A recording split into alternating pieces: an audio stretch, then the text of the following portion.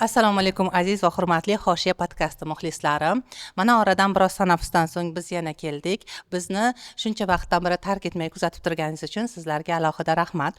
Bugun jiddiy va dolzarb mavzu bilan keldik oldingizga, ya'ni ko'kosh va umuman plastik jarrohlik mavzusi. Bugun studiyamizga taklif etgan ekspertlarimizni tanishtiraman. Yuridik fanlari falsafa doktori, dotsent Akbar Shohteshaboyev hamda tajribali plastik jarroh Aziz Mardonov.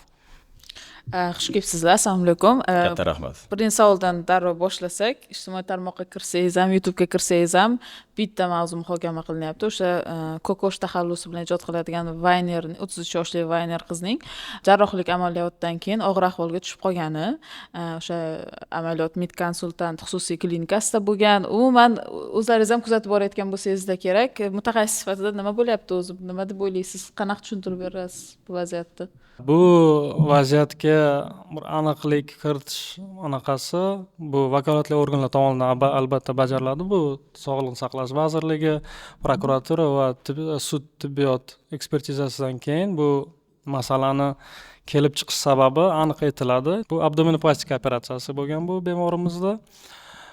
Abdominoplastika operatsiyasi unga yana aniqlik kiritdi. Abdominoplastika operatsiyasi ozdirish operatsiyasi emas. Bu ozish uchun qilinadigan narsa emas. Bu qomatni, qorin oldi devori osilgan terisini, yog'ini olib tashlab, shu chiroyli qomat qilib berish operatsiyasi hisoblanadi. Bu planoviy operatsiya, bu eksternal operatsiya emas.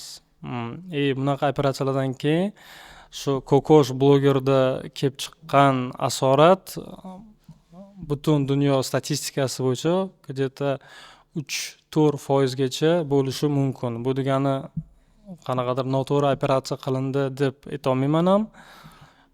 Bu o'sha aytganimdek, bunga aniq javobni vakolatli organlar o'zi aytishadi, berishadi bizga. Qarang, mana bu qancha 25 kundan beri ko'kosh kasalxonada bo'lgan va keyin oshkor bo'ldi. Shu paytgacha bir necha operatsiyalarni boshdan o'tkazgan va ahvoli yaxshilanmayapti. Mana shu holat qanaqa bu amaliyotda, to'g'rimi? Bu darrov bilinishi kerak emasmi bu holat, ya'ni o'sha asorat 25 kungacha cho'zilishi? Endi 25 kungacha albatta ko'proq bu srok. Birinchi kunlarda bu именно nekroz qorin oldi devori terisi nekrozini aniq tashxisini qo'yish uchun bunga bir necha kun kerak bo'ladi. Bir kunda u narsani aytib bo'lmaydi. Birinchi kuni teri qorayishi, как будто bu teri ostida qon yig'ilib gematoma belgisini berishi ham mumkin. Shuning uchun uni farqlashimiz kerak. Bu gematomami rostdan ham yoki nekrozmi? Agar nekroz bo'ladigan bo'lsa, конечно, unga сразу же o'sha zahoti konservativ terapiya qo'llanilishi kerak. Xo'p, bir kunda bilinmasligi aniq, lekin 25 kun ham kutiladigan narsa emas. Shunda 3 kun, 4 kun, necha kunda buni sezish kerak edi mutaxassis? Bular endi 25 kun kutishmagandir, bilmadim. Balkim bemor перевязкалigi kelmagandir. Endi 25 kun cho'ziladigan narsa emas. 25 kun kutish anaqasi hojati yo'q bu narsani bilish uchun. Uni vaqtliroq bilsa bo'ladi, lekin 25 kun emas. Endi o'sha aytganimdek konservativ terapiya bu o'sha sohadagi agar nekroz maydoniga o'sha qon suyultiradigan preparatlar, o'sha qon reologiyasini yaxshi qiladigan ukollar qilinadi. Ko'pincha zuluklar ishlatiladi shu narsa uchun. Lekin bu terapiya qilingan taqdirda ham qanaqadir yaxshi natija olish anaqasi kam. Juda past. Даже при всем при том, что hamma lecheniya qilingan taqdirda ham. Unda nima bo'ladi? Nekroz. Nekroz bo'ldi. Nekroz bo'lgandan keyin o'sha teri ustiga qatlamlari qo'pol qilib aytganda chirishni boshlaydi, qorayadi, quriydi, keyin u narsa sekin-sekin ustiga anaqalari to'kilishni boshlaydi. Qotgan teri to'kilgandan keyin tagidagi yara ochiladi. U yara endi sekin-sekin vaqt o'tgan sayin prosta uni bitishi qiyin. Unga bir necha oy kerak. U yara xudo xolasa bitadi, katta chandiq bo'lib qoladi. Это yaxshi isxodi bu narsa. Lekin biz amaliyotda boshqa holatni ham ko'rdik. Masalan, o'sha Halima keysi bunda bitmadi va aksincha o'sha og'ir oqibatga olib keldi. Endi Halimani keysida ham misol uchun bizga hech qanaqa opять-таки vakolatli organlar tomonidan biz bilmaymiz. Menda misol uchun kasallik tarixi yo'q, men o'qimaganman. Bu prosta xalq tilida mana Halima mamlaqa operatsiya bo'libdi, nekroz bo'libdi, u bo'libdi, bu bo'libdi. uni zaklученияsi kerak. Aytganimdek, bu ekspertniy komissiya tomonidan qilinadigan narsa. Bir nechta odam o'tirib, uni o'sha plastik xirurg, reanimatolog va boshqa soha vakillari, sudmedekspert hammasi o'zini xulosasini berganidan keyin ma'lum bir zaklучениyaga kelinadi. Bu просто biz aytganimiz to, что Halima abdominoplastika bo'ldi, nekroz bo'ldi, vafot etdi, bu sal noto'g'ri. Uni biz tagiga bormaganmiz, biz bilmaymiz nimadan vafot etganini. Lekin sanasak haqiqatdan ham foizda oshib ketgan rostdan ham plastik jarrohlik amaliyotlari va eng nima deydi mashhur auditoriyasi katta odamlar bilan bo'layotganligi yana muhokamani kuchaytirib boryapti-da. Xo'p, mayli, aynan biz aktrisa Halimaxonim keysi demaylik yoki o'sha bloger Farhod Mannopov, sportchi Aida, umuman xo'p ularni detalni sanamasak ham ko'rib turibmiz-ku, son oshib ketyapti, bu bilan bog'liq o'lim holatlari oshib ketyapti. Bu mutaxassis sifatida nima deb o'ylaysiz? Qayerda nima xato qilinyapti? Bu yerda aynan hamma shifokor aybdor yoki hamma o'lganlarni o'zini xatosi deya olmaymiz. Nimaga aynan masalan shu yo'nalishda shu sohada o'lim va bahslar ko'payib ketyapti? Yo'q, bu ham hamma shifokorlarni yoniga olgan holatda aytaman. O'lim foizi yoki ko'paygani yo'q. O'sha men endi tushunishim bo'yicha, ma'lum qo'limda statistika yo'q. O'zbekiston Respublikasi bo'yicha plastik jarrohlikdan keyin yiliga nechta odam vafot etadi degan statistika bizda yuritilmasa kerak, endi bilmadim-ku. Hech kimda ham yo'q bo'lsa kerak. Bunaqa ma'lumot menda yo'q. Bu nimaga bunaqa fikrga kelishadi odamlar? Chunki bir nechta taniqli odam, auditoriyasi ko'p bo'lgan odam vafot etgandan keyin bu narsa ommaga tarqaladi. Misol uchun oddiy eshmatmi, toshmatmi, endi qo'pol qilib aytaman, 100 mingta, 1 millionta подписчики yo'q odam agar qaysidir operatsiyadan keyin o'lib ketsa, uni faqat qo'shnisi, qarindoshlari biladi xolos. Bizani bularni случайida ommaga tarqalgani sabab shunaqa noto'g'ri fikrga kelinadi. To, что plastik jarrohlikdan keyin odamlar ko'p o'lib ketyapti. Bunaqa narsa yo'q. Любой operatsiyadan keyin asorat bo'lishi mumkin. Odam organizmi hammada har xil, organizm individual. Ikkita odamga bir xil operatsiya qilsangiz, ikkita odamda operatsiya bir xil o'tadi degan narsa yo'q. Hozir mana bo'layotgan shu kokosh keysida yana bitta masala ko'tarilyaptiki, vrachlarning malakasi, ularning o'sha faoliyatini, aynan shu faoliyatga doir, o'zini malakasiga doir faoliyat bilan shug'ullanayotgani va bepul amaliyot qilingani, iste'molchi huquqi. Hozir kuzatyapmizki, da'vo qilinyaptiki, ya'ni iddao qilinyaptiki, vrachlar aslida boshqa sohada ta'lim olgan va ular endi plastik jarrohlik bilan shug'ullanyapti yoki bo'lmasam hali o'qishni bitirmagan ordinaturadagi odam shu jarrohlikni amalga oshiryapti degan. Hatto YouTube'ga qarab operatsiya qilish holatlari bor deb aytishyapti. Mana shu holatlarni huquqiy bahosi qanday bo'ladi, Akbarjon? Sog'liqni saqlash vazirining tegishli buyrug'iga muvofiq bunday faoliyat bilan, jarrohlik amaliyoti faoliyati bilan amaldagi qonunchilikka muvofiq oliy ma'lumotli bo'lgan, tegishli davlat standartlari asosida ta'lim olgan, ordinaturalarni tegishli ravishda tugatgan va ushbu yo'nalishda malaka tajribasiga ega bo'lgan mutaxassislar tomonidan amalga oshirilishligi belgilab qo'yilgan. Endi bugungi kunda mana ijtimoiy tarmoqlar orqali ko'ryapmiz, bu bilan bog'liq keyslar ko'payib ketyapti. Shaxsan o'zim ham yuridik xizmat ko'rsataman. Bitta keysni aytaman. Bir ayol, O'zbekiston fuqarosi, ijtimoiy tarmoq orqali yozyapti, bir kosmetologga borgan. Uni mana shu yuz bilan bog'liq bo'lgan plastik jarrohlik amaliyotini o'tkazgan. Xususan qovog'ini kestirgan. Ikkala qovoqni kestirish natijasida orada 2 kun vaqtdan keyin ko'z yopilmay qolgan. Ko'z yopilmay qolishligi natijasida u borgan, shunaqa menda muammo bo'lyapti, shunaqa xizmat ko'rsatdinglar, endi nima bo'ladi degan jarayonda aytgandan keyin ular yo'q, bu o'zingizni aybingiz bilan bo'lgan degan masalani o'ziga nima qilib turib, ro'kash qilib turib, uni qaytarib olgan. Keyin shu ijtimoiy tarmoq orqali men topyapti, yozyapti, shunaqa bo'ldi, yordam bering degan masala bo'yicha nima qilganda, bevosita mana qonunchilikda o'rgandik. Mamlakatimizda tibbiy xizmatlarni ko'rsatish bilan bog'liq bo'lgan O'zbekiston ko'plab xalqaro standartlarni o'zida joriy etgan bugungi kunda. Faqatgina ularni amalga oshiruvchi malakaga ega bo'lgan mana shu jarrohlarni o'zini faoliyatiga yo bepisandlik bilan qarashi yoki ehtiyotsizlik bilan qarashligi yoki malakasi yetarli darajada bo'lmasligi natijasida shunday bir keyslar yuzaga kelyapti. Va aytib o'tishim kerakki, aynan mana shu holatda o'zi aslida bu jinoiy alomat ham bor. Chunki keyinchalik o'rganish natijasida aniqlanadiki, ko'plab kosmetologlar umuman mana shu faoliyatni amalga oshirishlik, aslida jarrohlik amaliyotini amalga oshirishga huquqi bo'lmagan kosmetologlar bugungi kunda amalga oshiryapti. Eng achinarli holat shu.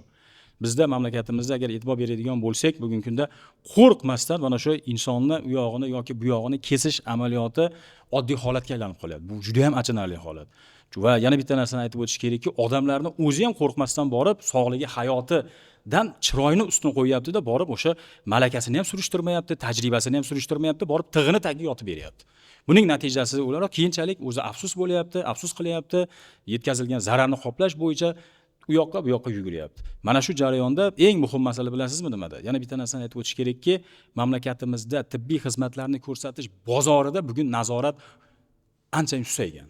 Buni tan olib aytishimiz kerak. Buni nimadan ko'ramiz? Buni ijtimoiy tarmoqlardagi holatni o'zini ham tahlilidan ko'rishimiz mumkin. Ko'ryapmiz mana faqatgina biz aytayotgan mana siz yoki Shahnoz opam aytayotgan keyslar bu bitta ikkita keyslar bo'lishi mumkin. Lekin ko'p holatlarda mashhur bo'lmagan, qayerga borishni bilmaydigan, kimga dardini aytishni bilmaydigan yosh qizchalar yoki yoshi katta ayollar mana shunday holatlarni jabrdiydasiga aylanib qolib indamasdan yurgan holatlar ham mavjud. Bunday holatlar o'z navbatda bizdagi mana shu nimani hayotiy zarurat sifatida o'rtaga tashlayapti. Birinchi navbatda Sog'liqni saqlash vazirligi umuman mana shu faoliyat bo'yicha, umuman jarrohlik amaliyoti o'tkaziladigan joylar bo'yicha holat yaxshidir. Lekin mana shunday litsenziyaga ega bo'lmagan yoki ruxsat etilmagan yoki sertifikatga ega bo'lmagan shaxslar tomonidan ham mana shu kesuv bilan bog'liq masala, umuman jarrohlik amaliyotlarini o'tkazish holatlari bo'yicha nazorat kuchaytiriladigan bo'lsa, biz o'ylaymizki, umuman mamlakatimizda mana shunday siz va biz aytayotgan achinarli holatlarni oldi olingan bo'lar edi. Va ana o'sha shaxsga haligi har xil yuz bo'ylab qilyapti bu narsani. kesib qilyapti, videolar chiqyapti, qanaqa xatolar. Shu keysni oxiriga yetib qo'yadigan bo'lsa, mana shu ayolniga ko'rsatgan yuridik xizmatim natijasida 130 million so'm moddiy zarar undirishga erishildi. Va shu bilan bir qatorda unga yana alohida tovon pulini to'lash bo'yicha ham sudning tegishli hal qilish qarori qabul qilindi. Ya'ni aytmoqchimanki, avvalambor bilish kerak. Sifati bilan qiziqish kerak. Qayerga boryapti, kimga boryapti, nima qilyapti o'zi u, o'tgan yillar davomida qanaqa ishlarni qildi. Germaniya tajribasini aytib o'tadigan bo'lsak, albatta yangi borgan mijozga katalik ko'rsatiladi. Aka, bizda ham balki bordir. Endi bu amaliyotni juda yaxshi bilmayman. Katalik ko'rsatiladi. Katalikda unga mos bo'lgan holatlar tushuntiriladi. Misol 400 ta rasm deylik. 400 ta rasm bo'ladigan bo'lsa, o'sha kelgan mijozning terisi o'rganiladi. Terisi, bitishi, boshqasi, qon guruhi hammasi o'rganiladi. Mana sizning holatingizga yaqin holat mana bu edi. Mana aytib o'tayotgan keysingizda 25 kunlik muddat bu xohlaymizmi yoki yo'qmi, ana o'sha operatsiyani amalga oshirgan tibbiyot muassasasining zimmasiga tushadi. Chunki u amaliyotni amalga oshirishdan oldin ogohlantirishi kerak edi. Chunki iste'molchilar huquqlarini himoya qilish to'g'risidagi qonunga muvofiq xizmat ko'rsatiladigan bo'lsa, uning natijasi bo'yicha kelib chiqishi mumkin bo'lgan xavf, ziyon yoki zarar yuzaga kelishi to'g'risida iste'molchi ogohlantirilishi kerak. Operatsiya bo'ldi. Ana undan keyin qancha vaqtda u bitishi kerakligi to'g'risida mana shu mijozga, iste'molchiga to'g'ri ma'lumotlar berilganda balki siz va biz aytayotgan mana shu bloger ham unaqa katta vahimaga tushmagan bo'lar edi. Ha, bu oddiy holat ekan, chunki men ogohlantirilganman degan masala unda bir tinchlantirishga, bitishiga, umuman tuzalishiga ham bir yordam va turtki bo'lgan bo'lar edi. Umuman jarrohlik amaliyotga kirayotganda bemor qo'liga qanaqadir tilxatga o'xshagan narsa beriladi-da. Mana bunaqa holat bo'lishi mumkin, mana bunaqa holat bo'lishi, ya'ni risklar aytiladi. Shunda javobgarlikni o'zimiz zimmamga olaman. Bemorning zimmasiga shu mas'uliyatni yuklab ham qo'yishadi. Bu nafaqat ogohlantirish, balki qanaqadir o'zida mas'uliyatni soqit qilish ham bo'lib qoladi. Mana shu hujjatga qo'l qo'yish kerakmi yo'qmi? Bu qanday huquqiy oqibatlarga olib keladi yoki Erta sudda o'ziga qarshi ishlamaydimi, masalan, biror salbiy holat bo'lsa? Ko'p holatda bo'ladi bu. Nafaqat plastik jarrohlik bilan bog'liq amaliyotda, oddiy kichkina bolachani sunnat qildirgan olib kelib ketayotgan bo'lsangiz ham bu narsani yozdirib olishadi. Bizda bu odat tusiga aylanib qolgan va eng achinarli holat. Bu mana shu holatda faqatgina mana shu tibbiyot muassasasi xodimlarining foydasigagina ishlaydi xolos. Va mana shu jarayon to'ldirilishi kerak bo'lgan huquqiy bosqichlar bor. Birinchi navbatda mana shunday ko'rsatilayotgan amaliyot avvalambor shartnoma asosida ko'rsatilishi kerak. Bu dunyoning ko'plab mamlakatlar, deyarli barcha mamlakatlarda jarrohlik amaliyoti mana shu insonning ustida, tanasida amalga oshiriladigan jarrohlik amaliyotlari shartnomasiz, huquqiy shartnomasiz, ikkovining o'rtasidagi kelishuvsiz o'tkazilmaydi. O'sha tibbiyot muassasasining huquqlari va majburiyatlari nima? Mijozning, iste'molchining huquqlari va majburiyatlari nima? U haqqini to'laydi. U esa mana shu ikkinchi bir taraf esa to'lanayotgan haqqa nisbatan sifatli va xavfsiz mana shu o'zini xizmatini ko'rsatish kerak bo'ladi. Bizdagi mana shu yozdirib olinadigan holatlar bu ham huquqiy amaliyot nuqtai nazaridan noto'g'ri deb hisoblaymiz. Chunki tibbiy xizmatlardan foydalanish masalasi bu fuqarolik huquqiy munosabat hisoblanadi. Fuqarolik huquqiy munosabat deganda ikkala bir tarafni tengligi tushuniladi. tibbiyot muassasasiga men boryapman, Aziz akani mana shu xizmatdan foydalanyapman. Ikkovimizning huquqimiz teng bo'lgan holatda shartnoma tuziladi.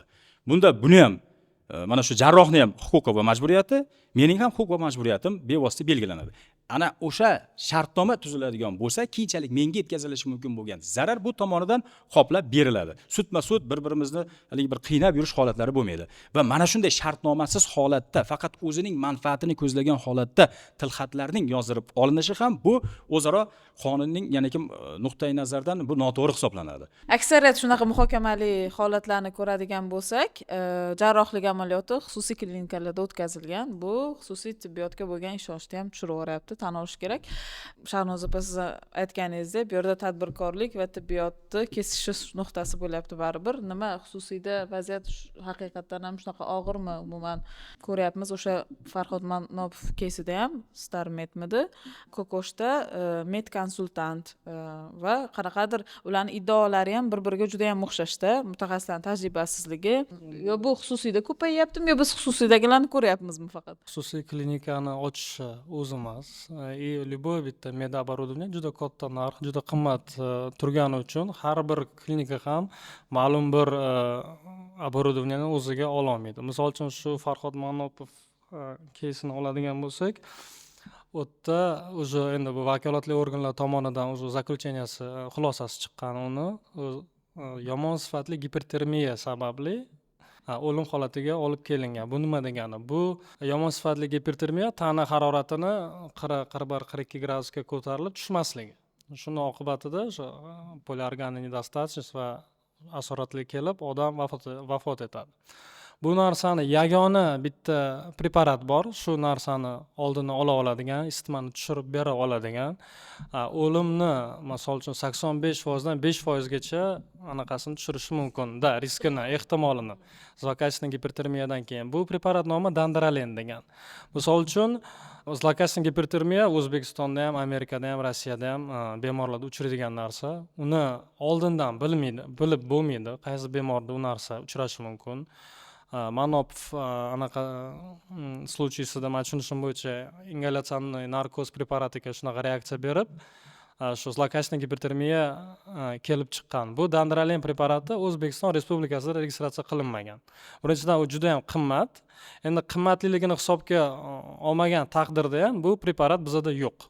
Minzdravmi, boshqa organlar uni O'zbekistonga olib kirmagan, registratsiya qilmagan. Misol uchun shu holat любой bitta boshqa doktorda kuzatilishi mumkin. Xuddi shunaqa 90% ga yaqin o'lim holatiga olib kelishi mumkin. Опять-таки savol shu vakolatli organlarimizga nimaga shu preparat haligacha, misol uchun O'zbekiston Respublikasida ro'yxatdan o'tmagan? Yana shunaqa holat bo'lsa, o'lim bo'lishi Da, mumkin. xuddi shunaqa holat bo'lsa, xuddi shunaqa o'lim bo'lishi mumkin. Опять-таки shu preparat yo'q, yordam beradigan narsa yo'q. Misol uchun shifokor klinika xohlagan taqdirda ham u narsani misol uchun siz ko'chadan sota olmaysiz. O'zbekistonga Farhod Manopov keysida lekin boshqa narsa ham aytilgandi. U haligi sotrясение olganida unga hozircha bu planoviy qilinadigan operatsiyani ekstreniy qilish hali ehtiyoji yo'q degan. Anaqasini men podrobностьlarini bilmayman, aytganimda o'sha kasallik tarixini o'rganib chiqqan odam emasman. No, основной baribir uklon shu zlokachniy gipertermiyaga berilgan. Действительно uni isitmasi baland bo'lib tushmagan. Bu narsa tibbiyotda bor, bu statistikada bor, bu narsadan hech kim kafolatlanmagan-da, hech qaysi doktor. Hozir nima deb o'ylaysiz? Mana shuncha holatlardan keyin plastik jarrohlikka, ayniqsa O'zbekistondagi xususiy klinikalarda o'tkaziladigan plastik jarrohlikka odamlarni ishonchi so'nib, sizlarga murojaat qiluvchilar kamayishi mumkinmi yoki Endi bu vaqtinchalik narsa plastik jarrohlik, uzr, Aziz aka gapingiz bo'laman. Bugun men travmatologga borishim kerak, bordim. Butun o'sha navbatda o'tirganlarni asosiy masalasi ko'kosh bo'ldi-da. Nafaqat u bir oddiy plastik jarrohlikka bo'lgan ishonchga yoki xususiy klinikaga bo'lgan ishonchga, umuman tibbiyotga bo'lgan ishonchga qo'rquv, odamlarda qo'rquv uyg'otyapti baribir, xavotir uyg'otyapti-da. albatta har bir bunaqa holat tibbiyotni nafaqat to'g'ri aytganingizdek umuman tibbiyotni haligi imidjiga zarar keltiradi ishonch va o'zi bizda odamlarni tibbiy madaniyati o'zi unaqa yuqori emas, unaqa yugurib borib profilaktika uchun shifokorga murojaat qilishmaydi. Albatta o'tib ketgandan keyin qiyin holatlar bo'lganda borishadi. Endi mana shu ham kamayishi mumkin, yana ham ahvol sog'liqni saqlashda odamlarning umumiy sog'liqni saqlashda yana ham yomonlashishi mumkin degan xavotirlarimiz ham borda. Mana shunga qanaqa fikr bildirasiz? Endi mani tushunishim bo'yicha biz bemorlarimizni juda ham erkalatib yuborganmiz. Bizani ayniqsa sog'liqni saqlash tizimimiz. Chunki misol uchun sizni mazangiz yo'qmi, shunda olib 103 ga telefon qilasiz, uzog'i yarim soatda oldingizga ko'rib keladi. Boshim og'riyapti deysiz, kerak bo'lsa ukolni qiladi, davleningizni o'lchaydi, shu yordamini berib ketadi. Unga bir tiyin pul olmaydi. Misol uchun o'zingiz endi bermasangiz u narsaga pul, qanaqadir sizga chek berib, mana buncha bo'ldi degan xizmatlar, bu bepul xizmat. Xuddi shunaqa boshqa sohalarda ham nevropatologga ko'rinmoqchimisiz, ertasi kuni poliklinikasiga chiqasiz, uzog'i yarim soat o'chiribda o'tirasiz, sizni nevropatolog ko'rib beradi, lecheniyani yozib beradi, lecheniyangizda hamma narsalar aptekada bor. Boshqa davlatlarda, misol uchun Amerika, Kanada misolida odamlar oddiy planoviy terapevt asma o'tirgan yoki nevropatolog asma o'tirgan oylab o'chirib kutadi. Misol uchun siz bugun boshingiz og'riyaptimi, siz o'yladingiz, boraychi, nevropatolog yozilaychi deb borasiz, sizni 3 oy, 4 oyga yozadi. 4 oyda o'zi bosh og'rig'ingiz ham o'tib ketadi. Yoki ekstern xizmat misolida oladigan bo'lsak, eksternik men tanishlarim misolida aytaman, Kanadada kichkina qizi mazasi bo'lmadi, isitmalab ichi ketib больницаga yotqizgan. To'g'risimi 5 soat kutilgan 3 yoshli bolaga qanaqadir prosta so'rab, ahvolini ko'rib, qanaqadir yordam berish uchun. Bo'lmasam bu eksternik kasal. Bizda Xudo ko'rsatmasin, kelib bolangiz 3-4 soatdan kimdir ko'rsa, yer bilan yutib yuborasiz uni, so'kib, eshigini tepib. Bizda juda yomon muomala, doktorlarga bo'lgan muomala ham, saviyasi ham, boshqasi ham past urovenda. Mayli, Covid davrida faqat shu narsa sal boshqacha bo'ldi, doktorlar qadriga yetildi. Covid o'tib ketdi, bo'ldi. Virus yo'q, odamlar pochkalab vafot etmayapti, qo'pol qilib aytayapman. Hozir u narsa yana shu esdan chiqib ketdi. Doktorlarga rahmat o'tib ketdi.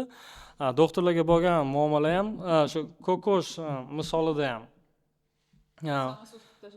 Da, endi bu xunuk holatda, janjal, to'polon, ur-tep, onasi kelgan, ya'ni kimdirlar kelgan, baqirib yotibdi. Bechora doktor ko'rinib turibdi mazasi yo'qligida, kravatda yotibdi. Realni ko'rinishidan mazasi yo'q. Menda endi Xudo ko'rsatmasin, bunday holat bo'lganda, men ham juda kuchli stressda bo'lardim. Tepangizda 10 ta odam. Sizga asorat har doim ham doktorga bog'liq emas. Men qilgan operatsiyaga bog'liq emas. Uni operatsiyasi misolida aytadigan bo'lsak, u narsani endi oldindan Akbar so'qqa aytgandek, misol uchun bizning klinikada qanaqa bemor keladi. Misol uchun men aytaman, qorningiz osilgan ekan. Osilgan, abdominoplastika qilish kerak. Keyin tushuntiriladi. Abdominoplastika bu nima? Qanaqa etaplardan iborat, qanaqa asoratlar kelib chiqishi mumkin. Asoratlari juda ko'p bu operatsiyani. Bu qon ketish, yara yallig'lanishi, teri osti yog'ida yiring yig'ilishi. O'sha eng yomon asoratlardan biri bu nekroz. Nekroz yarimiga xirurgga bog'liq. Ishlatayotgan texnikasiga operatsiyada. Ikkinchi yarimi bemorga bog'liq. Agar bemorda semizlik, qandli diabet va bemor agar chekadigan bo'lsa, nekroz anaqasi riski 3 barobar oshadi. Men o'sha erinmasdan kecha PubMed degan resurs bor, mediklar uchun. O'ta har xil ilmiy tadqiqotlar o'tkaziladi. Bitta ilmiy tadqiqot bor, 132 ta bemorga abdominoplastika amaliyoti bajarilgan. 132 ta bemordan 56% chekmaydiganlar, 44% chekadiganlar. Shu 44%dan 49%da yara bilan bog'liq bo'lgan asoratlar kelib chiqqan. Chekmaydiganlarda 15%da.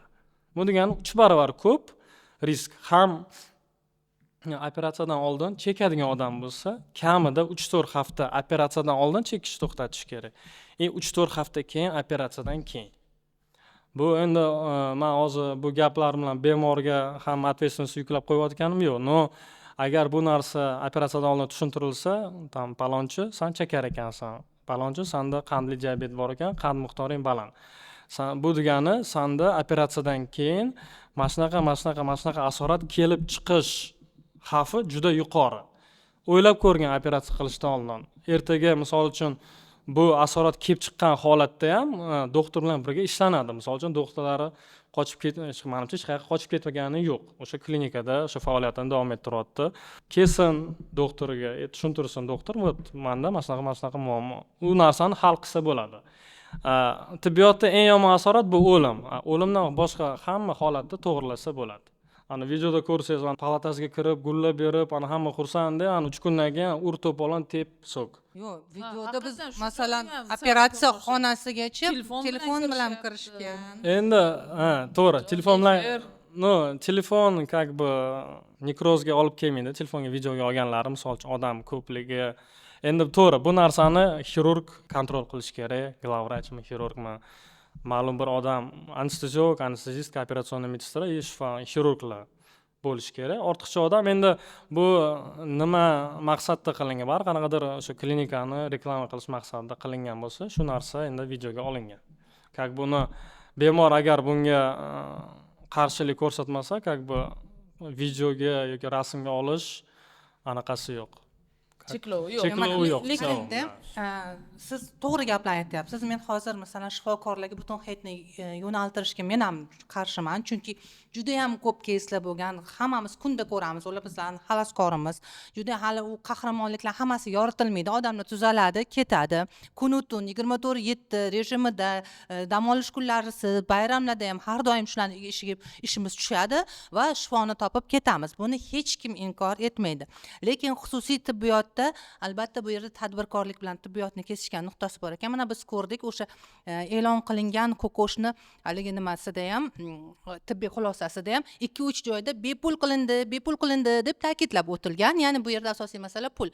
O'sha yerga kirishgan, ularda qanaqadir barter bo'lgan, bu reklama qilib beraman, u nima qilaman, bepul amaliyot qilaman degan. Ya'ni bu yerda biz sof tibbiyot emas, tibbiyot bilan biznesni ko'ryapmiz-da. Mana shunaqa dilemma qarshida turadi insonning hayoti va baribir u tadbirkorlik subyekti foyda ko'rish kerak.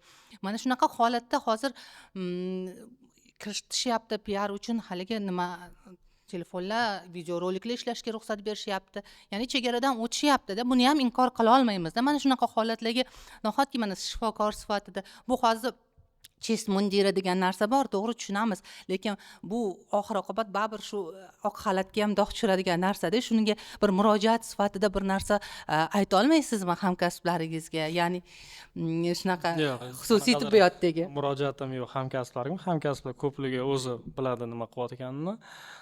Reklamani yomon joyi yo'q. Barter qilingan bo'lsa, как бы услуга за услугу. Как бы men sizga operatsiya, siz menga qanaqadir meni tanitish maqsadida reklama qilib berasiz, при условии, что xudo xolasa hammasi yaxshi kechadi-da. Bu yerda endi sal shoshilishgandir. Sal men bu tuzalib olgandan keyin, oyoqqa turib olgandan keyin, hamma narsa tugagandan keyin bu narsani qilish kerak deb o'ylayman. Endi biznes tomonlama aniq o'ylaydigan bo'lsak, sal oldindan qilib qo'yib, bar iriman borda, ishni hali bitmagan, aniq tugallanmagan narsani yoritish. Shunaqa oqibatlarga olib kelishi mumkin degan. Misol uchun skidka ham e'lon qilishadi klinikalar. Men ham ishlaydigan klinikada biz ham skidkalar e'lon qilamiz. Bu degani biz misol uchun shu abdominoplastikani 50% skidka bilan qilib bersak, boshqa joyda ham 100% boshqa joyda условно deylik 60 million, bizda 30 million. Bu degani biz 30 millionga yomonroq qilib beramiz degani emas. Bu degani bu просто bizani klinikada mana именно abdominoplastika operatsiyasiga biz skidka qildik. Bemor sonini ko'paytirish maqsadida. Bu narsani yomon joyi yo'q. Просто bu shunaqa, endi shu med konsultant klinikasida shunaqa bo'lib qoldi. Если bu nekroz bo'lmaganda, misol uchun tinch o'tib ketardi, hamma xursand. Asoratlar bor. Mana bizda rozilik olamiz-ku operatsiyaga. Oxirida yoziladi. Men vrach, avtoritetniy professor, mingta odamga 2000ta operatsiya qilgan bo'lgan taqdirda ham tibbiyot aniq soha emas. Biz sizga 100%lik rezultat anaqa garantiya bermaymiz degan bizda anaqa bor. Strakasi bor. Menda abdominoplastika operatsiyasiga rozilik 5 varroqdan iborat. Men shuni beraman-da, o'qib chiqing deyman operatsiyadan oldin. Qo'l qo'ymasa u narsaga, agar rozi bo'lmasa, menga nima keragi bor? O'zimni obro'yimni mana shunaqa kelib chiqishi mumkin bo'lgan asoratlardan podstava qilib o'zimni Undan ko'ra men u operatsiyani qilmayman. Bemor norozimi? Kelib chiqishi mumkin bo'lgan asoratlarga. Doktorga bog'liq bo'lishi ham mumkin bo'lmagan. Не всегда все от врача зависит. Bemorning umumiy holatiga ham u narsa bog'liq. Agar qo'l qo'ymasa, значит, uzr. Pulni qaytarib berasizda, operatsiyasini qilmaysiz. Akbar Shoh aka, siz shu yerda bir yurist sifatida ham javob berib yuboring. Haqiqatdan ham bitta tibbiyotda bo'lmayapti Shahnoz opa. Yaqinda masalan Kunuzda surishtiruvlarda ham chiqdi. Tailanddagi tabib reklama qilgan san'atkorlar, o'sha YouTube kanallarga ishonib odamlar 20 ming, 30 ming dollarlab pul bilan borgan, bu yerda narkotik ichirishgan, boshqa qilishgan va shunga o'rgatishgan. Bu narsa yana reklamaga javobgarlik masalasini kun tartibiga chiqaradi-da. Biz o'zi o'sha xizmatdan foydalanadi. Endi yer aylanib o'zlari ham foydalanib og'ir ahvolga tushib qolayotgan holati bu. Lekin umuman foydalanib ko'rmasdan faqat tavsiya qilib reklama qilib ketadi. Uni 5 million, 3 million, 2 million auditoriyasi bor san'atkorlar bor, ishonib boradi unga. Bu yerda ertaga oddiy odamlarda og'ir oqibatlarga olib kelsa, yuridik tomonlama reklama qilgan odam javobgar bo'ladimi? Umuman qanaqadir bormi bu yerda javobgarlik masalasi? Reklama juda muhim ijtimoiy masalada. Chunki butun bir jamiyatdagi oqimda hatto reklamani kuchi bilan umuman o'zini o'zgartirib yuborish mumkin. Bu nafaqat tibbiyotda, balki boshqa sohalar nuqtai nazaridan ham. Shuning uchun reklamaga nisbatan yurtimizda ko'plab talablar belgilangan. Mana reklama to'g'risidagi qonun bor. Mana shu qonunga muvofiq reklamani beruvchi, reklamani tayyorlovchi va reklamani tarqatuvchi 3 ta subyekt bo'ladi ushbu jarayonda. Ya'ni o'sha reklamani mana o'sha ko'kosh masalasida aytib o'tadigan bo'lsak, u reklamani tarqatyapti. Balki unga kimlardir buni tayyorlab beryapti va reklamani beruvchi esa tibbiyot muassasasi hisoblanadi. O'sha med konsultant deyiladi shu. Endi mana shu jarayonda quyidagilarga e'tibor qaratilishi kerak edi. Birinchi navbatda mana shu bloger bordi. Xo'p, reklamani bizda hozir mana shu blogerlarimizni o'zi reklama qilishga huquqi qay darajada degan masala ham ko'p qonunchiligimizda ochiq. Chunki reklama qilish huquqi bilan shug'ullanuvchi shaxslarni qonunchilikda aniq bir nimalari belgilab qo'yilmagan. Va mana shu nuqtai nazardan ham hozir hattoki 1000 kishilik auditoriyaga ega bo'lgan blogerlarni o'zi ham bilgan bilmagan narsasini olib chiqib reklama qilyapti. Ba'zi bir holatlarda xo'p to'g'ri chiqyapti o'sha aytilayotgan narsalar, lekin ko'p holatlarda esa aksincha bo'lib chiqib qolyapti. Xususan mana shu hozir aytib Shahnoz opa bilan yo'lda kelguncha ham gaplashib keldik. Transport vositalarini o'sha muddatli to'lovga berish bilan bog'liq masala. Ikkinchilanchi bor. Juda ko'pchilik o'zi aldanib qolyapti. Foizi aytilgandek bo'lmasa, mana shu narsa ham o'sha reklamalardagi ma'lumotlarning to'liq berilmasligi natijasida odamlarning aldanib qolinishiga sabab bo'lyapti. Endi tibbiyot sohasidagi aldanib qolinishi juda aziyatli, juda ham yomon oqibatlarga olib keladi. Endi mana reklamani beruvchi qanday majburiyatlarga ega? Agar med konsultant misolda olib aytadigan bo'lsak, o'sha kelgan blogerga o'zining ta'sis hujjatlari, umuman tashkilotni tashkil etish bilan bog'liq, uni davlat ro'yxatidan o'tkazish bilan bog'liq, u yerda qanday tibbiy xizmatlar ko'rsatiladigan bo'lsa, litsenziya talab qilinadiganlari bo'lsa, litsenziyani, sertifikat talab qilinadigan bo'lsa, sertifikatlarni yoki ruxsatnoma talab qilinadigan bo'lsa, barchasini ko'rsatish kerak edi. Va shu bilan bir qatorda esa uning ustida yoki umuman mana shu yo'nalishda jarrohlik amaliyotini o'tkazadigan mana shu xodimlarni, u bilan mehnat shartnomasi asosida yoki fuqaroviy huquqiy shartnoma asosida ishlaydigan vrachlarni ma'lumotnomalarini, ularning diplomlari, ularning mana shu malaka sertifikatlari, talab etiladigan yo'nalishlar bo'yicha amalga oshirgan ishlari to'g'risidagi ma'lumotlarni barchasini taqdim etgan bo'lishi kerak edi. Va shu bilan bir qatorda esa mana shu berilayotgan reklamaning natijasida yuzaga kelishi mumkin bo'lgan nuqsonli holatlar haqida ham reklama beruvchi oldindan aytishga majbur ekanligi belgilab qo'yilgan qonunchilikda. Chunki agar mabodo qandaydir bir holat bo'yicha yomon holat, aziyatli holat yuzaga keladigan bo'lsa, bizda aksil reklama degan tushuncha ham bor. Ana o'sha holat aniqlandi, yuzaga keldi. Misol uchun mana aytdi, 25 kun bo'lyapti, bitmayapti deyapti. Chiqyapti-da, shunday bir holat tarqalayaptimi? Buni vakolatli davlat organi bilyapti. Bilgunga qadar ham o'zi ixtiyori bilan aksil reklama berishi mumkin tibbiyot muassasasi yoki vakolatli davlat organining talabiga muvofiq aksil reklama berishi mumkin. Aksil reklama nima degan? Aksil reklama misol uchun kelinglar bizning tibbiyot muassasamizga kelib, o'sha plastik jarrohlik amaliyotimizdan foydalaninglar, zo'r bo'lasiz, sizga chiroy kerak, sizga go'zallik kerak, biz buni sizga taqdim etamiz. Mana shu xizmatimizdan foydalaning deyapti. Endi aksil reklama shunday bo'ladiki, biz tomonimizdan ko'rsatilayotgan palon-palon xizmatimizda mana shunday kamchiliklar bo'lib qoldi. bu kamchiliklarga haqiqatdan ham yoki o'zi yoki qandaydir bir holatlar tufayli shunaqa bo'lib qoldi, mana shu tufayli deb o'zini nimasini e'lon qilish kerak. Bir ommaviy ravishda munosabat emas, aksiya reklama deyiladi. Munosabat bilan aksiya reklamaning farqi bor. U aksiya reklama deganda taqdim etilgan xizmatni rad etish bilan bog'liq bo'lgan qaytadan reklama chiqarish bilan bog'liq jarayon tushuniladi va bu qonunchilikda majbur hisoblanadi. Men ijtimoiy tarmoqda hozirgacha mana keyingacha ham tayyorgarlik ko'rish jarayonida med konsultant mana shu taklif etgan xizmat ko'kosh orqali taqdim uning faqat o'zi tilidan aytayotganligini ko'rdim. Kelmanglar bu yerga, odamlarni so'yishyapti bu yerda degan ma'lumotni aytayapti, lekin reklama beruvchi o'zining aksiya reklamasini hali chiqarganicha yo'q. Bu jarayonda vakolatli davlat organi ham, tibbiyot muassasasining o'zi ham, ya'ni reklama beruvchi sifatida majburiyatni olgan zimmasiga. Hattoki bu yerda javobgarlik holati ham bor, agar qo'pol qilib aytadigan bo'lsak, yuridik nuqtai nazardan aytib o'tadigan bo'lsak. Va ikkinchi bir tarafi bor, tanganing ikkinchi tarafi bo'lganidek. Mana shu reklamani tayyorlab, uni tarqatayotgan shaxs ham majburiyatlarga ega. Birinchi navbatda, xo'p, nimani reklamaga olib chiqyapti? Blogerning ham zimmasida majburiyati bor. Faqatgina tibbiyot muassasasi emas. Ana o'sha reklamani chiqarib berayotgan nafaqat bloger, balki boshqa sohalar bo'yicha ham mana shu reklama faoliyati bilan shug'ullanadigan shaxslarning zimmasida ham qator majburiyatlar bor. Birinchi navbatda, nimani reklama qilib olib chiqyapti o'zi? O'zi ko'ryaptimi mana shu faoliyatni yoki taqdim etilayotgan tovar, ish yoki xizmatning sifatli ekanligiga, xavfsiz ekanligini ta'minlovchi barcha hujjatlarni ko'rdimi? Tanishdimi? Ishonch hosil qildimi? Agar ishonch hosil qilmaydigan bo'lsa, uni reklamaga olib chiqishga haqqi yo'q. Qonun aytayapti.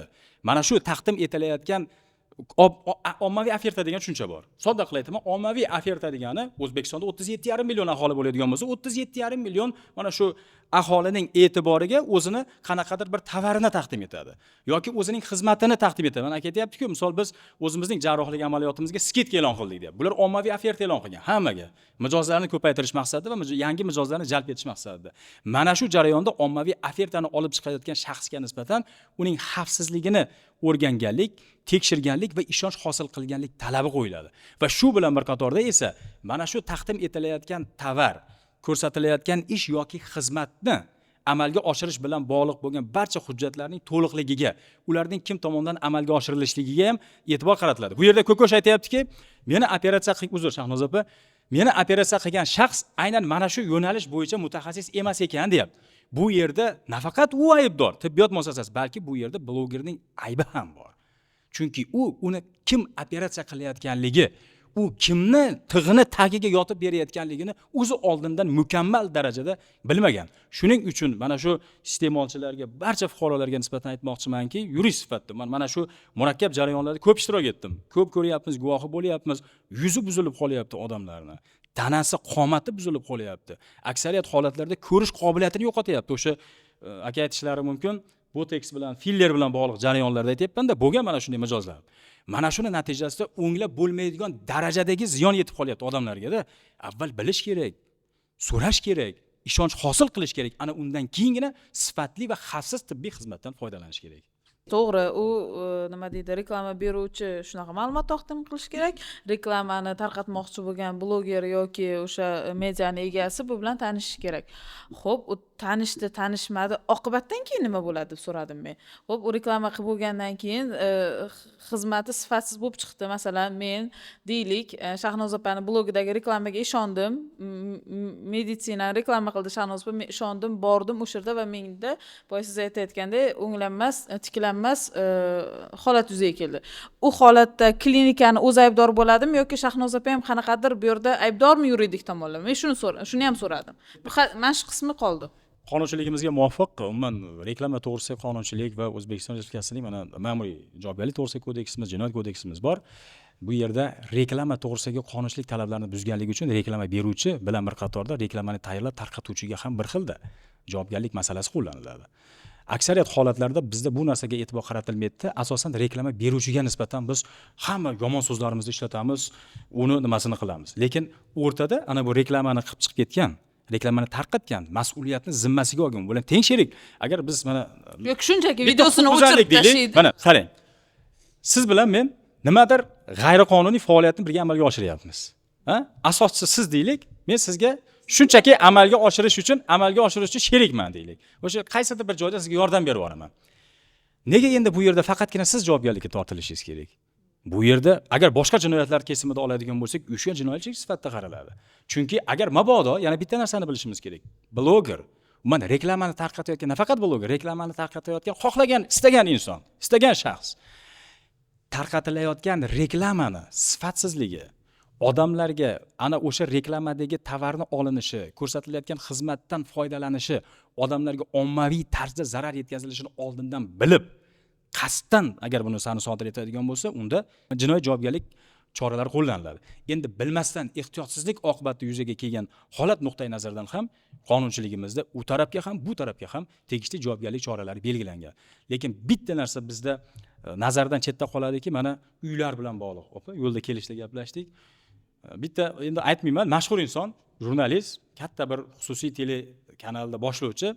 Men o'zimni protsessdagi jarayondan kelib chiqib aytayapman. 5-6 ta fuqaro shu faoliyatni natijasidan zarar ko'rgan. Aynan o'sha shaxsga ishongan, reklamalarga ishongan, borgan uylarni olgan, boshqasini olgan, bitta joyda xorijdan keltiriladigan qoramollarni reklama qilib bergan, unga ham ishongan, borib pul to'lov qilganlar bor. Lekin keyinchalik ana o'sha firma o'zini soxta bankrot deb e'lon qilyapti va uni rahbari xorijga ketib boryapti. Endi bu jarayonda, xo'p, uni reklama qilib berganda ayb yo'q-ku deyishingiz mumkin. Ayb bor. Chunki u avvalambor mana shu faoliyat bilan shug'ullanayotganligi, sofdilligi, sadoqatliligi, vijdonliligi ham e'tibor berish kerak. Chunki haqqini olyapti-ku. To'g'rimi? Haqqini olgandan keyin boshqalarning manfaatiga ham ziyon yetkazmaydigan narsani berish kerak. Kimdir javobgarlikka tortilyapti reklama beruvchi sifatida, lekin reklamani tarqatuvchi shaxs esa ushbu jarayondan xuddi suvdan quruq chiqqandek chiqib ketyapti. Yana bitta narsani aytib o'tish kerakki, bizda mana ko'kosh misolida aytib o'tadigan bo'lsak, umuman reklama nuqtai nazaridan yoki tibbiy jarrohlik faoliyati nuqtai nazaridan kimgadir zarar yetkazildi. Zarar yetkazilganda umuman nafaqat yetkazilgan zarar, balki boy berilgan foyda ham tovon sifatida undirib olinadi. Ya'ni kim hozir mana shu joyda bloger aytishi mumkin. Men 2 oydan beri tibbiyot muassasasida yotibman. Tibbiyot muassasasida 2 oy davomida yotdim. 2 oyda men 15 ta reklama olishim mumkin edi. 15 ta reklamam paloncha miqdor turishi mumkin edi. Lekin men mana bu yerda yotib qolib, salomatligim yomon bo'lganligi tufayli qila olmadim. Men bilan tuzilgan shartnomalardagi nimani o'z vaqtida qila olmadim deb, mana shu nuqtai nazardan ham ola olmay qolgan boy berilgan foydani tovon sifatida undirib nima qilishi mumkin. Zarar sifatida. Yana bitta narsaki, men aytib o'tmoqchi edim, raqobatchini reklama orqali obro'sizlantirish degan narsa bor. Tuhmat, bo'xton. Bu keyslar bo'ldi-ku. Aksariyat ishlab chiqaruvchilar tomonidan tadbirkorlik subyektlarini, adashmasam men o'zim guvohi bo'lgan holatda 3 ta xususiy tibbiyot muassasasini xizmati yomon deb 2-3 ta bloger ma'lumotlarni tarqatib yubordi. Keyinchalik o'rganish natijasida bu nima bo'ldi? Tasdiqlanmadi. Ana o'sha tibbiyot muassasasi rahbariyatiga yetayotgan ma'naviy zarar. Mana shunday holatlar nuqtai nazaridan ham bizda qonunchiligimizda barcha holatlar nimasi aniq va tiniq belgilab qo'yilgan. Nimani ko'ryapmiz? Hozir o'sha klinikada bo'layotgan janjallarni ko'ryapmiz. Ya'ni masala qanaqadir g'ayriqonuniy, qonundan tashqari usulda hal bo'layotgani. Bir-biriga da'vo e'lon qilishyapti, janjal bo'lyapti, tahdidlar bo'lyapti va hokazo. Akbarshoh, masalani to'g'ri qonuniy yechimi nima? Hozir Ko'kosh nima qilishi kerak qonuniy nuqtai nazardan? Har bir fuqaro o'zining tasviriga nisbatan mualliflik huquqiga ega. Ya'ni kim? Mana shu podkastni ham men rozi bo'lganligim uchun olyapsiz va uni tarqatasiz. Azzaka ham xuddi shunday. Endi mana shu holatda qanaqadir bir nizo bor o'sha joyda. Ko'ryapmiz, blogerning onasi va o'sha tibbiyot muassasasining xodimlari o'rtasida. Bu yoqda 3-chi bir shaxs turibdi-da, ana o'sha jarayonni tasvirga olib, butun ijtimoiy tarmoqlar orqali tarqatib yuboryapti. Mana shu holatning o'zi ham noto'g'ri. Chunki tibbiyot muassasasi, xo'p, blogerning onasi taraf haqdir olishga, lekin uning tarqatishga haqli emas. Mabodo ertaga bu dalil sifatida sudda foydalanadigan material o'zi asli. Kimnidir obro'sizlantirish maqsadida uni tarqatib yuborish qonundan taqiqlanadi. Chunki ana o'sha tibbiyot muassasasining xodimlari talab qilishga haqli. Sen meni nimamni chiqarib yubording, menga bu juda katta ma'naviy ziyon, zarar yetkazdi, chunki men ko'chada yura olmay qoldim deyishi mumkin. Mana shu holatlarni ham aytib o'tmoqchi edim. Ikkinchi bir holat esa to'g'ri, o'sha qonunchiligimizda sazoyi degan jazo yo'q. Yo'q. Bir gunohga, bir jinoyatga bir jazo, lekin birorta sanksiya yo'qki, odamni sazoyi qilish. Bu mana shu narsa noto'g'ri bo'ldi. Uni olish kerak edi, o'zi uchun olib qo'yish kerak edi dalil sifatida. Ikkinchi bir holatda aytmoqchimanki, bizda qonunchiligimizga muvofiq iste'molchi doim haq degan tamoyil bor. U mana shu jarayonda biladimi, bilmaydimi, baribir iste'molchining huquqi himoya qilinishi kerak. Mana shu jarayonda blogerga huquqiy tavsiya sifatida men kim tushib qolishidan qat'iy nazar huquqiy tavsiya sifatida aytamanki, sizga tibbiy xizmat ko'rsatildi, lekin sifatsiz bo'ldi. Yoki uning xavfsizligi ta'minlanmadi, sog'lig'ingizga qaysidir bir darajada zarar yetkazdi. yoki shunchaki shunaqa shubhangiz bor. Shubhangiz bor. Misol shubha bo'ladigan bo'lsa, shubha demaylik, aniq yuzaga kelgan bir holat nuqtai nazaridan. Men shunaqa o'ylayman, masalan, hali bilmayman, ekspertiza o'tkazilmadi, lekin menga qarashmadi, yaxshi qarashmadi deb o'ylayman. Agar shunday holat bo'ladigan bo'lsa, asoslanganmi, asoslanmaganmi, agar fuqaro o'zi xohlaydigan bo'lsa, tegishli tartibda huquqni muhofaza qiluvchi organlarga, xususan mana o'sha tibbiyot muassasasi joylashgan joydagi prokuratura organlariga murojaat qilinishi mumkin va shu bilan bir qatorda unda fuqaroviy da'vo ham bo'ladi, chunki unga yetkazilgan moddiy, ma'naviy zararni, yetkazilgan mana shu zarardan keyingi hisoblanadigan tovonni undirish bilan bog'liq masala bo'yicha tibbiyot muassasasi umuman javobgar hisoblanadi endi. Javobgar joylashgan joydagi fuqarolik ishlari bo'yicha tuman yoki tumanlararo fuqarolik ishlari bo'yicha sudga da'vo ariza kiritiladi. Endi bitta narsa bu yerda aytib o'tish kerakki, agar mana shu jarayonda umuman jarroh yoki vrachning o'zini kasbiga bepisandlik bilan qarashi yoki mana shu ko'rsatilayotgan xizmatni belgilangan o'zi kafolatlagan darajada amalga oshirmasligi yoki lozim darajada ko'rsatmasligi natijasida o'sha iste'molchiga, mijozga zarar yetdi. Zarar yetadigan bo'lsa, oddiy holatda, yengil holat, o'rtacha yoki o'rtacha og'ir holatda zarar yetadigan bo'lsa, unda qonunchiligimizda bevosita jinoiy javobgarlik belgilangan. O'sha jarima holatlari bor, shu bilan bir qatorda muayyan huquqdan mahrum qilish holatlari bor. Ya'ni kim 3 yilgacha misol uchun deylik, u shu vrachlik faoliyat, jarrohlik amaliyoti bilan shug'ullanishi sud tomonidan taxlab qo'yilishi mumkin, misol uchun. Agar mana shu ko'rsatilgan xizmat, mana shu jarrohlik amaliyoti deymizmi, o'zini kasbi natijasida ko'rsatilayotgan xizmati mana shu mijozni o'limiga sabab bo'ladigan bo'lsa yoki uning nogiron bo'lib qolishiga sabab bo'ladigan bo'lsa, unda qonunchiligimizga muvofiq 5 yildan 8 yilgacha ozodlikdan mahrum etilish holatlari ham mavjud. Ya'niki mana shu jarayonda aynan mana shu biz va siz muhokama qilayotgan keysning o'zida ham jinoiy javobgarlik masalasi bor, ham yetkazilgan moddiy hamda ma'naviy zararni undirib olish bilan bog'liq bo'lgan fuqaroviy nizo ham mavjud. Endi Azizxon, sizga savol bevosita. Mana men olaylik plastik jarrohga murojaat qilmoqchiman. Potensial mijozman. Tanlashda klinika, shifokor tanlashda va o'sha qaror qabul qilishda nimalarga e'tibor berishim kerak? Endi klinika, shifokor tanlashda, misol uchun, birinchidan siz mana internetga yozasizda, Toshkentdagi plastik xirurgiya bo'yicha klinikalar, bir nechta klinika kelib chiqadi. Erinmasdan endi har biriga deyolmayman-u, tashqi ko'rinishidanmi yoki ichki jihozlanganidanmi, mebeliga qarabmi, qaysidir klinikani tanlaysiz, borasiz. Registraturaga misol uchun uchraysiz. Kim sizlarda plastik xirurg deysiz? Misol uchun aytadi, palonchi, pismadonchi, 3 ta odam. Ularni endi tanlashingiz yoki yoshrog'i bo'lishi mumkin, kecha ordinaturani bitirgan, tam malakasi yuqori, juda ko'p operatsiyalarni bajargan. Oxir oqibat hammasi pulga taqaladi. Misol uchun siz palonchiga borasizda, aytasiz, "Men qovog'imni oldirmoqchiman" deysiz. Necha pulga qilib berasiz? Tak uslovni aytadi, uniki $1000 deydi. Siz xo'p deysizda, men yonidagi kabinetga kirsangiz, u aytadi 3 millionga qilib beraman deydi. Agar sizni cho'nchagingiz $1000 ko'tarmaydigan bo'lsa, 3 millionga qilaverasiz. Bu degani opetki 3 millionga yuqori yoki bilfaroplastika operatsiyasini qildirdim degani $1000 ga qildirgandan yomon degani emas. Biz hammamiz, biz ham mana bir 7 yil oldin shu ordinaturani bitirganmiz. Biz ham qachondir qaysidir operatsiyani birinchi marta bajarganmiz. Plastik xirurgiyada mijoz kelishi boshqa sohalarga nisbatan qiyinroq. Misol uchun davlat ishida xirurg bo'lib ishlasangiz, kimdir mana tirnoq etiga o'sadi, yiringlab keladi, tam kimdadir ateromasi, bu anaqa lipomasi bo'ladi. U yog'imni olib qo'ying, bu yog'imni olib qo'y deb, prosta sizga xirurglarni tanlamasdan oldingizga yordam sifatida keladi, siz yordamni berasiz.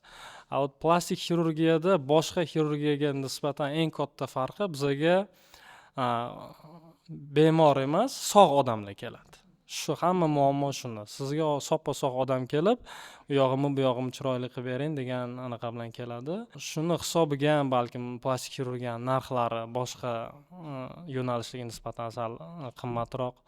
Plastik xirurgiyada ishlatiladigan jihozlar, оборудованиялар, mana shovni materiallar, har xil plastrlar va shunga o'xshagan narsalar bu boshqa sohalarnikiga nisbatan baribir sal farqlanadi shu unaqa stoymost jihatdan.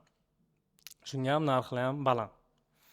O'sha aytganimdek, baribir kirasiz xirurg oldiga, faqat pul masalasi emas. Sizda qanaqadir kontakt bo'lishi kerak jarroh bilan. Siz unga ishonishingiz kerak. Konsultatsiya bekorga qilinmagan. Misol uchun kimdir yarim soat konsultatsiya qiladi, kimdir 15 minut, kimdir kerak bo'lsa 1 soatlab o'tiradi bemor bilan. Hamma narsani tushuntirib, o'tida hammasini chaynab tushuntirib beradi. Nafaqat malaka, nafaqat ishini, portfoliosini ko'rish, odzivlarni o'qish. No, это все hamma narsani qilsa bo'ladi. No, odziv misolida aytaman. Mana bizga ham klinikamiz stranchkasiga har xil negativlar ham yoziladi, bu yo'q emas. O'qib chiqsangiz, mana mamlaqa bo'ldi, qildirmaylar bu narsani deb yozganda, keyin biz o'zi klinika stranchkasidan yozamiz. Hurmatli anaqa, siz bizda qildirganmisiz?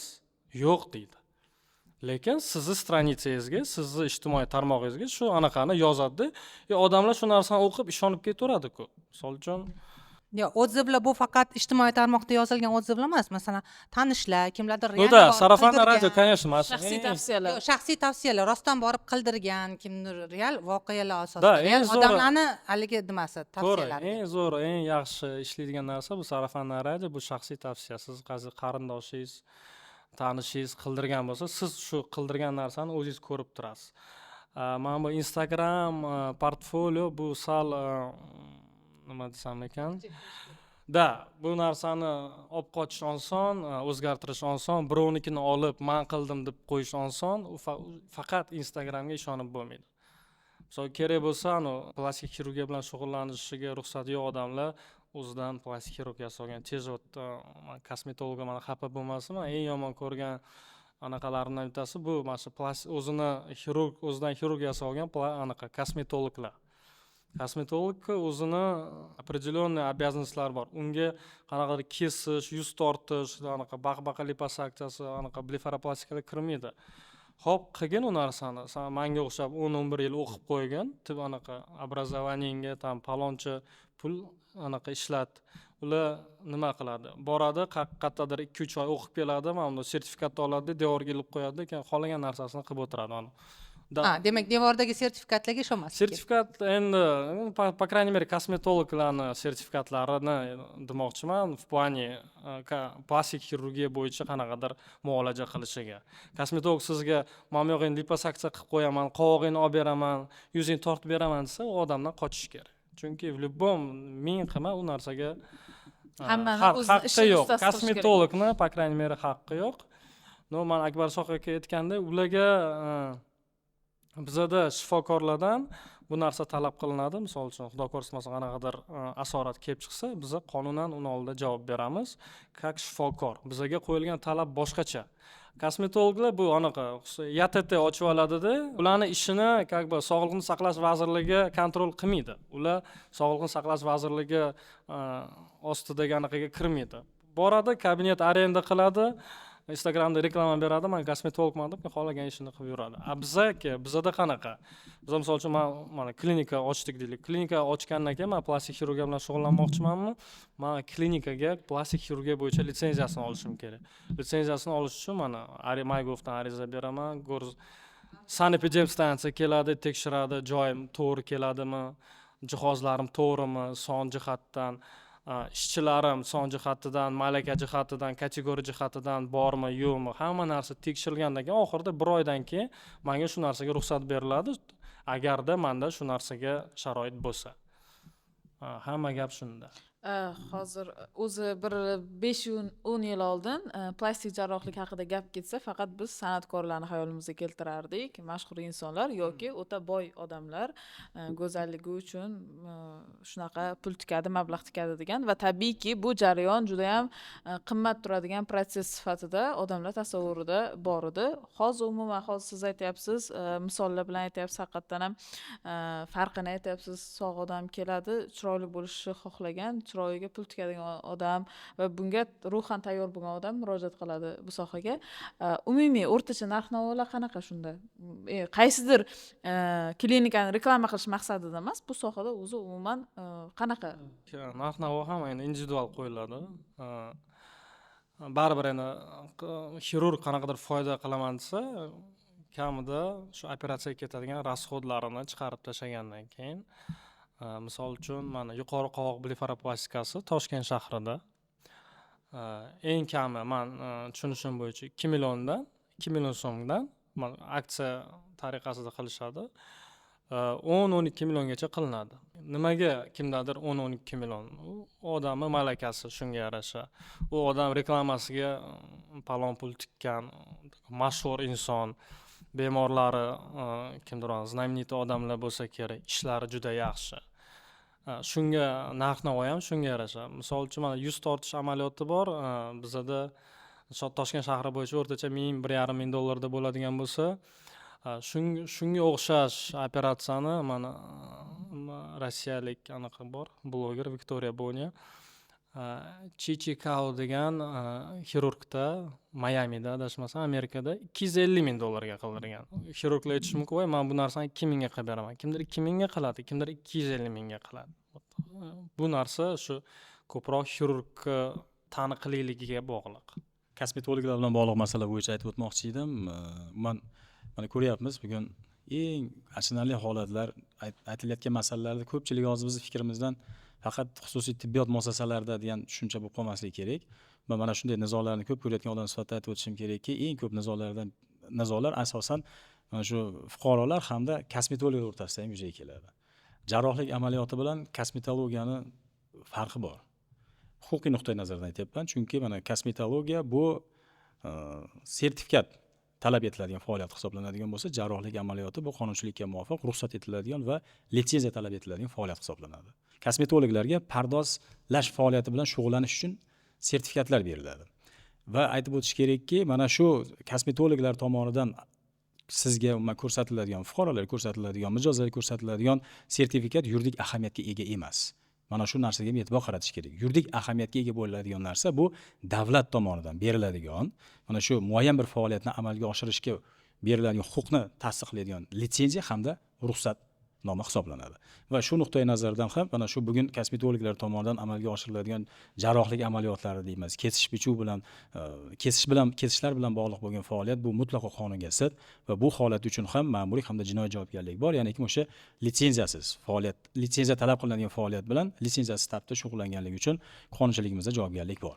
Bemalol Instagramlarni qo'yib, nomini ham yashirmay qilib yotishibdi-ku. Shu narsa ham noto'g'ri va Sog'liqni saqlash vazirining tegishli buyrug'iga muvofiq mana shu kosmetologlar tomonidan qo'llanilishi taqiqlangan faoliyat turlari ham bor ekan. Ya'ni kim kosmetologlar tomonidan botoks hamda yuz tanasini tagiga yuboriladigan fillerlar, ya'ni kim inyektsion muolajalarni amalga oshirish ham mutlaqo taqiqlanar ekan. Shu nuqtai nazardan ham mana shu bizni ko'rishayotganlar bo'ladigan bo'lsa aytib o'tmoqchi edimki, kosmetologlar tomonidan amalga oshiriladigan ushbu faoliyatda qonundan taqiqlangan, buni faqatgina belgilangan tartibda ruxsatnoma berilgan va litsenziyasiga ega bo'lgan tibbiyot muassasalaridan yoki xususiy tartibda o'zini xizmatini ko'rsatadigan malakali, oliy ma'lumotli vrachlardan olishni tavsiya etib qolaman.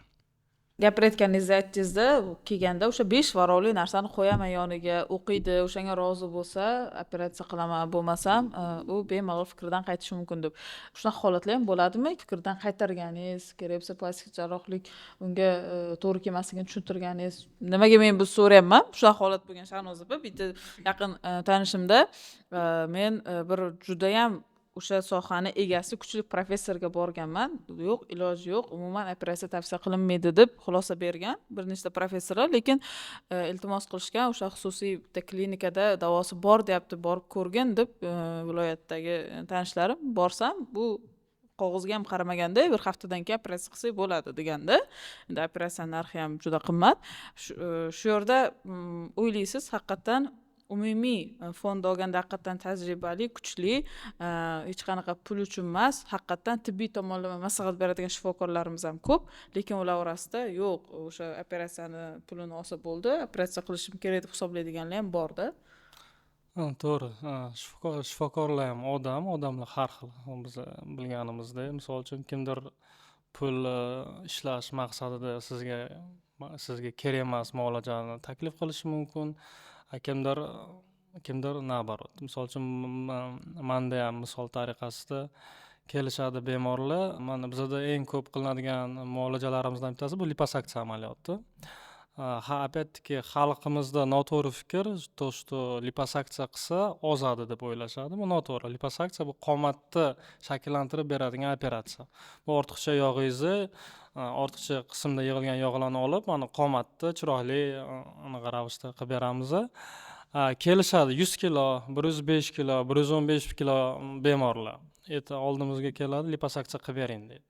Biz aytamiz, uzr, sizga liposaksiya ko'rsatilmagan, mumkin emas. Tana vazni indeksi 29 dan past bo'lishi kerak liposaksiya amaliyotini bajarish uchun. Lekin o'sha kelgan bemorlar aytadi, men palonchi pismadonchi qilib beraman dedi. Men aytdim, o'shanga boring, agar qilib beraman desa, men qilmayman deyman, misol uchun masalan. Mana operatsiyadan qaytarish fikrini aytadigan bo'lsam, bizda bor bemorlar kelgan operatsiyaga, mana operatsiya kunini belgilaganmiz, operatsiyadan oldin barchasini tushuntirib berganmiz, analizlarni olganmiz, soppa-sog' odam, operatsiyaga qarshi ko'rsatma yo'q. Mana operatsiyaga rozilikni olganimiz, operatsiyadan oldin olinadigan narsa. Qog'ozni beramiz, o'qib chiqadi, qayerdadir yozilgan bo'ladi. Shu cheksa yarasi yaxshi bitmaydi. Buni aniq xavfi yuqori. Bizda yozilgan, kuniga necha pochka chekadi. Indeks kurения degan narsa bor. Misol uchun yozilgan, agar sen kuniga mamcha cheksang, senda yara bitmaslik, yara bilan bog'liq bo'lgan muammolar xavfi 3 baravar boshqa odamga nisbatan yuqori. Shu narsaga rozimisan. Shu narsani o'qiydi ko'pincha kimdir. Yo'q, menga qilib bering, no tak, чтобы men chekaman-da. Yaram yaxshi bitsin. Tibbiyotda kafolat degan narsa yo'q-da bizda.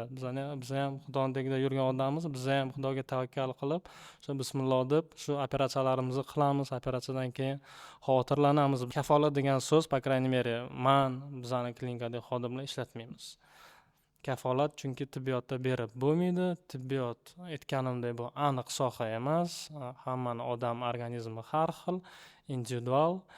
Hammaga har xil yondashuv. Men hozir bir narsani so'ramoqchiman-da, mana o'sha 5 varaq qog'ozni operatsiyaga kiradigan kuni berasizlar-da ko'pinchada. U yerda shunaqa nastroy bo'ladi, qaror qabul qilib bo'lingan. Lekin bo'ladi qaytishlar. Endi qaytish juda ham kam bo'ladi-da. Shuni oldinroq qilish kerak emasmi? Masalan, chekishni odam tashlash o'sha daqiqadan boshlay olmaydi-ku. Misol tariqasida aytganim, u narsa operatsiyadan oldin ham tushuntiriladi ko'pchiligi. Kimdir mo'shingizni esidan chiqib qoladi. Har doim ham masala chekish, bemorni chekishi bilan emas, bemor sizdan kutayotgan rezultatdan. Misol uchun siz rozilik berasiz. Endi 5 varaq narsani konsultatsiyada biz tushuntirmaymiz-da, u narsani misol uchun siz ham qaysidir operatsiyaga kelayotgan bo'lsangiz, kelishdan oldin hozir bemorlarimiz, hozir internet zamoni, bemorlarimiz hammasi o'zi ko'p narsani biladi. Oldimizga kelishdan oldin aytadi, "Men bunchasida o'zi bo'ldi, men hamma narsani bilaman, menga mana shu operatsiya kerak." Shunaqa bemorlar ham bor misol uchun. Tayyorlanib kelishadi bemorlar. Operatsiyaga rozilik nimaga? Bu operatsiyadan oldin olinadi. 5 kun, 1 hafta oldin ola olmayman. 1 haftadan keyin keladimi, kelmaydimi, nima qilaman men ortiqcha yozuvchi uni. Operatsiya kuni keldimi, shu значит operatsiyaga tayyor. Yana bir bor tushuntiriladi. Bu qaytadan yana ko'rsatilib, полный цикл операции, возможные осложнения и так далее, hammasini o'qib chiqadi. Norozi bo'lsa, anaqa pul qaytarib beriladi, to'lagan puli. Da, bo'ladi, albatta, конечно, yo'q. Men misol uchun menga risklar kerak emas. Bemor agar norozimi, u qo'l qo'yib bermasa, menga operatsiyaga rozilik haqida shundan overing deyishi mumkin. Bor shunaqa bemorlar, shunda qo'yavering. Hech narsa bo'lmaydi-ku. Men bilaman-da, meni organizmim anaqa-da, meni terim zo'r bitadi-da, uyda, bu uyda. Pul ishlash maqsadida mana misol uchun ovorsam, Xudo ko'rsatmasin, asoratdan hech kim nizostraxon qanaqadir kichkina asorat bo'lgan taqdirda ham bemorda manga nisbatan mani himoyam yo'q, huquqiy himoyam bemorga nisbatan yo'q, chunki men unga operatsiyadan oldin rozilikni olmaganman. Shuni olib yotqizib operatsiyani qilib yuborgansan deydi. Ertaga misol uchun meni prokuraturaga chaqirsa aytadi, mana shunaqa operatsiya qilibsan, san bemorga tushuntirdingmi, shu mana shunaqa asorat bo'lishi mumkin. Ha, men aytganman deyman. Aytadi, qani aytganingni doказательствоsi? Qani bemor? Ha, men o'qib chiqqan narsalarimni o'z hushim bilan, ongim bilan, o'z qo'lim bilan tushundim deb yozib berib qo'yilgan qo'li. Bizda iste'molchilar huquqlarini ta'minlash nuqtai nazaridan bitta oltin norma bor qonunchilikda. Agar iste'molchiga yetkazilgan zarar shartnoma bilanmi, shartnomasizmi yetkazildimi, u albatta qoplanishi kerak. Ya'ni kim bu yerda hozir tilxat bilan bo'ladimi, tilxatsiz bo'ladimi, shartnoma bilan bo'ladimi, shartnomasiz bo'ladimi, agar mijoz talab qiladigan bo'lsa, menga oldin tushuntirgan edi, men bilgan edim yoki bilmagan edim, men bu darajada tasavvur qilmagandim degan taqdirda ham mana shu tibbiyot muassasasidan, vrachidan bo'ladimi, boshqasidan bo'ladimi, yurist sifatida aytaman, kafolat berib aytaman bu narsani, tibbiyot muassasasidan ma'naviy, moddiy zararni va tovonni undirishga haqli. Qonunchiligimiz, fuqarolik kodeksimizda aniq va tiniq bu narsalar yozib qo'yilgan. Va yana bitta narsani aytib o'tish kerakki, ko'pchilik mijozlar mana shu tilxat yozish bilan bog'liq masalada mana aytayaptilar-ku aka, men bilgandim, bilmagandim degan masala. Mana shu jarayonda tilxatga e'tibor beradigan bo'lsak, mana shu joyga o'zim roziligim bilan kiryapman va mana shu amaliyotni ustimda o'tkazilishiga roziman deydi. Rozilik xati beradi xolos. Lekin bu yerda biz nimaga qarab ketyapmiz hozir? Yangi O'zbekiston ijtimoiy davlat sifatida insonlarini, fuqarolarini hayotini birinchi o'ringa qo'yadi. Inson qadri degan tushuncha mana shu bilan bo'ladi. Agar biz ha bo'ldi, bunga rozilik xati oldik deb shunda olib kirib, uni ustida shu har xil kesuv amaliyotlarini amalga oshirib tashlaydigan bo'lsak, bu qo'pol qilib aytganda qassoblik amaliyoti bo'lib qoladi. Shuning uchun ham mana shu nimani shartnoma asosida tartibga solinish kerak. Bordingiz, qanaqadir bir jarrohlik amaliyotidan foydalanyaptimi, menga rozilik xati emas. Og'ayni, ikkovimizni o'rtamizda tuziladigan shartnoma kerak. Chunki tibbiyot muassasalarining yuristi bor, to'g'rimi? Bittadan shtatdan yurist bo'ladi. Mana shu yuristga rahbar aytish kerak, biz bilan tuziladigan, amalga oshiradigan narsamizni shartnoma bilan tartibga solib qo'yishni mijoz talab qilish kerak. Menga shartnoma bergin, chunki shartnoma bo'ladigan bo'lsa, aziz akani zimmasidagi majburiyati, huquqi, mana shuni xizmatdan foydalanayotgan menda ham majburiyat bo'ladi. Ertaga bunga tuhmat qila olmayman pul undirish uchun. Va shu bilan bir qatorda majburiyatim ham, huquqim ham bevosita belgilanadi. Mana shu nuqtai nazardan tibbiy xizmatlardan foydalanishda, ayniqsa xususiy sektorda bo'lsin, davlat tibbiyot muassasalarida bo'lsin, shartnomaviy amaliyotni joriy etadigan vaqt yetib keldi. Qachongacha biz misol insonlarni mana shu xizmatdan foydalanganligi uchun yo'qotishda davom etamiz? Unday qilish kerak emas. Tibbiyot muassasasiga inson kasal bo'laman, o'laman deb bormaydi. Aksincha, ana o'sha joyda sog'lom bo'laman, go'zal bo'laman degan niyatda boradi-ku. Yoki mana shu jarroh ham kimnidir o'ldiraman deb kirmaydi. Mana shunga foydam tegsin, mana shu ham go'zal bo'lsin, chiroyli bo'lsin, sog'ligi tiklansin, sog'ligi yaxshi bo'lsin degan maqsadda keladi. Faqatgina yuzaga kelib qoladigan turli xavf-xatarlarni ham huquqiy nuqtai nazardan agar muhofaza qilib belgilab qo'yiladigan bo'lsa, har ikkala taraf ham yutadi. To'g'ri aytdingiz Akbar aka, aynan men aytmoqchi bo'lgan gaplarni chiroyli qilib aytib berdingiz. Hech kim birovga zarar yetkazishni istamaydi va hech kim o'ziga zarar yetishini xohlamaydi. Faqatgina masalaga mas'uliyat bilan yondashish har ikki tarafdan degan masala turibdi hozir. Ya'ni tushunish kerakki, mijoz har qanaqa amaliyot, jarrohlik amaliyoti mana aytildi, bu risklar degani. Bu siz o'zingizni joningizni xatarga qo'yib o'tadigan bir qil ko'prigingiz. Mana shuni anglash kerak. Xuddi shuningdek reklama tarqatuvchilar tibbiyot sohasidagi, xususan tibbiyot sohasidagi reklamani berayotganda boshqa darajada mas'uliyatni his qilinishi kerak deb hisoblayman. Chunki siz odamning joni, hayoti, taqdiriga oid bevosita xizmatlarni yoki tovarlarni, masalan, dorilar bo'ladigan bo'lsa, reklama qilyapsizmi? 7 o'lchab bir kesib, qayta tekshirib qilish kerak. Bu ham huquqiy javobgarlik, ham ijtimoiy mas'uliyat nuqtai nazaridan. Va xuddi shunday tibbiyotda ham, albatta, xususiy tibbiyotda olaylik, plastik jarrohlikda masala inson hayoti va foyda ko'rish o'rtasida turganda, albatta, shifokorlarimizga ishongan holimizda yana baribir aytamiz, har qanaqa risklarni sizlar ham bemorlarga yana ham qayta tushuntirib, albatta, oldingizga kelgan go'zal bo'laman, ya'ni bemor mijoz har qanaqa holatda ham pulini berishga tayyor bo'lib kelgan, u siz yaxshi tushuntirsangiz, o'sha risklarni tushunib, keyin pulini yana ham rozi bo'lib bersa, mana shunaqa holatlar yana ham kamaygan bo'lardi deb hisoblayman. Inobatxon, sizni yakuningiz. Kecha internet nashrlarida o'qidim 2020-23 yil 3 yilda o'zida shunaqa nima deydi shu yo'nalishda ko'rsatkich 30-40% oshibdi odamlarni murojaat qilishi va bu tabiiyki mana shunaqa holatlarni keyslarni ham ko'paytirishi mumkin.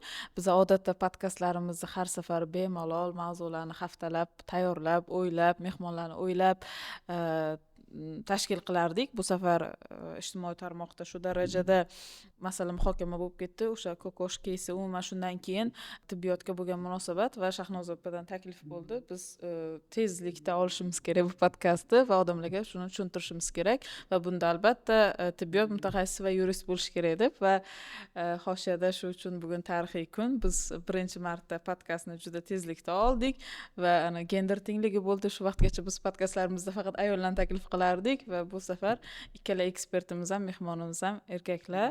Umid qilamiz bu format tomoshabinlarimizga yoqadi. Ularda qanaqadir shunaqa trend mavzular, tushunmovchiliklar, aniqliklar bo'yicha biz tayyormiz. Shunaqa tezlikda podkastlar tashkil qilishga.